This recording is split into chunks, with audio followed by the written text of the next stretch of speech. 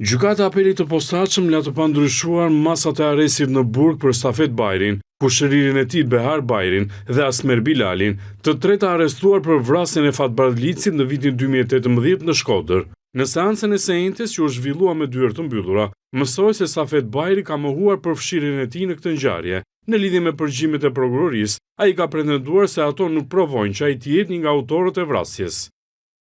Se kuptoj se si mund të quhen prova këto përgjime. Unë një natë para se të ndodhte ngjarja kam qenë në Tiranë në një restoran dhe më pas kam shkuar në diskotek. Në mëngjes kam shkuar në banesën time në Shkodër.